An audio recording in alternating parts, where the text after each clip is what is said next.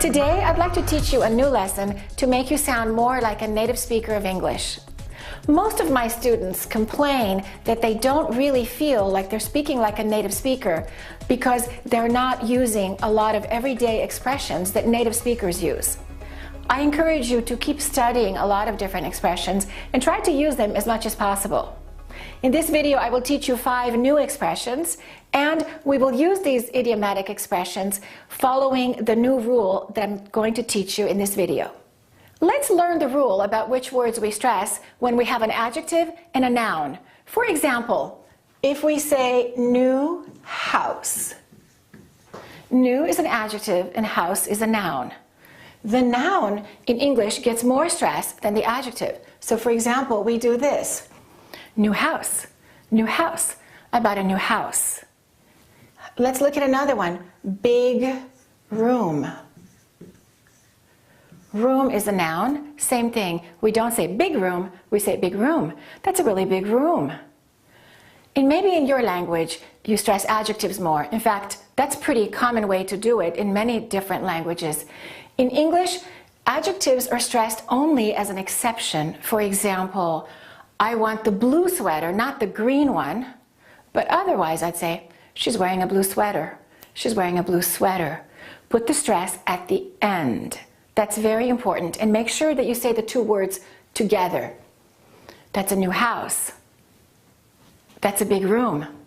Have a nice day. You did a good job. So we don't say you did a good job. We say you did a good job. All right, the second thing I want you to remember is in order to sound more like a native speaker, you need to also practice using everyday expressions. So now, let's practice 4 different idiomatic expressions that follow this pattern. The first one is when people say, once in a blue moon. Once in a blue moon. We don't stress blue, we stress moon. Once in a blue moon. Once in a blue moon means very rarely, almost never, seldom. So we say, oh, I see my friend once in a blue moon.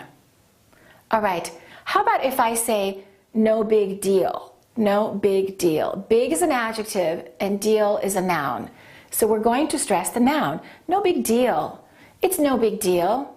And that means it's okay, it's not a problem, it's not serious, everything's okay. Okay, let's learn a couple more idioms and then we'll practice them in sentences a little more naturally. How about on the same page? That's a very common expression that people are using a lot these days. They will say, we're on the same page. And that means we're thinking in the same way. We have the same idea. We're on the same page. So we don't say we're on the same page. We say we're on the same page.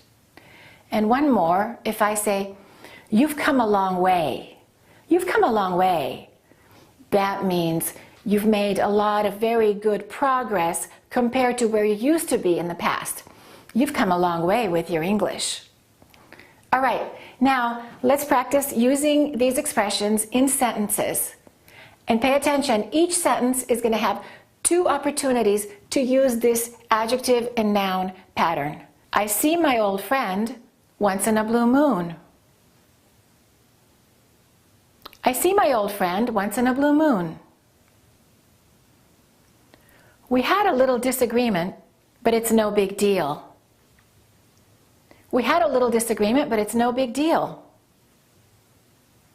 They're on the same page about wanting a small wedding. They're on the same page about wanting a small wedding.